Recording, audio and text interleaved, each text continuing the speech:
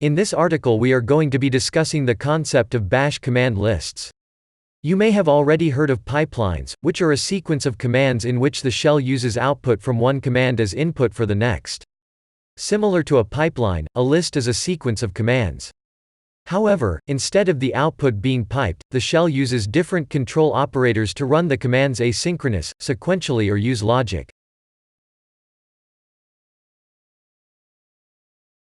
First, let's discuss running commands sequentially, which is the most common form of command list. All commands entered on a line are ran one after the other if they are separated by a semicolon. Meaning, the first command is ran, the shell waits for it to complete, then moves on to the next command in the list. When using the semicolon in lists, the next command executes regardless of the exit status of the command before it. If a command fails, the shell prints the error to standard error and moves on to the next command in the list.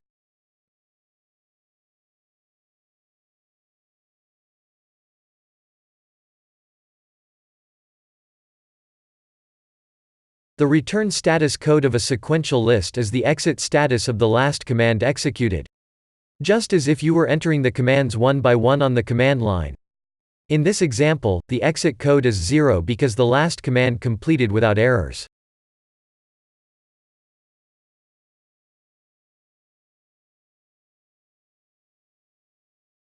If we change the sequence of commands and make the last command fail, the exit code is 1, which means there was some form of error.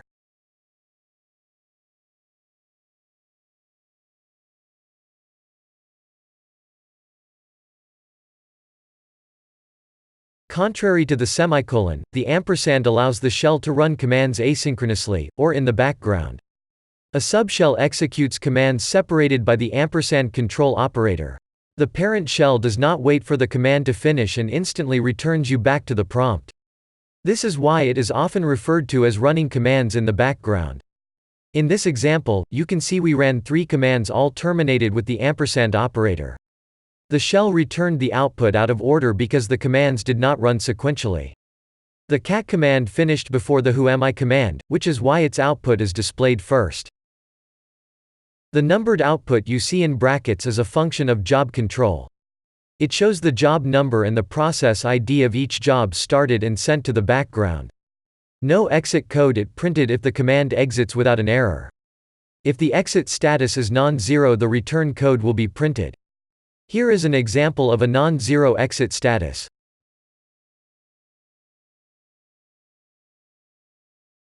In bash, the double ampersand and double pipe are the logical, or, and command operators. They use the exit status of the prior command to determine if the shell should execute the next command. The logical and operator is represented by double ampersands, while the logical or is represented by the double pipes. The double ampersand operator tell the shell to run the next command in the list only if the preceding command exits with a status of 0, which means success. This comes in handy when running multiple commands that depend on the success of the command before it. For example, let's say you wanted to update a system then reboot to load a new kernel. You can use the double ampersand operator to ensure the update is successful before rebooting, like so. The reboot command will only execute if the yum command returns successful, exit status 0. Here is another example. We will run 2 commands separated by the double ampersand operator. The second command will only run if the first command exits with a status of 0, meaning successful.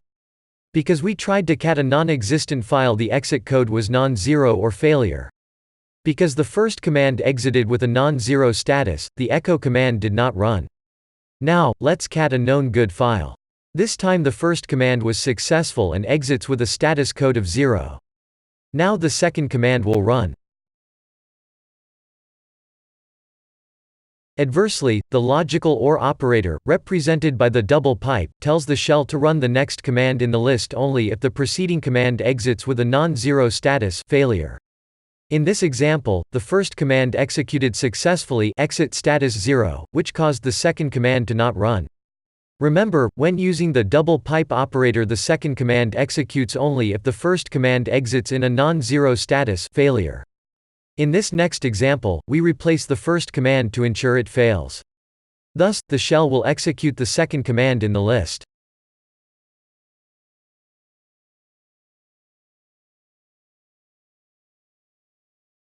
Learning the basics of Bash command lists is important for any system administrator or DevOps engineer.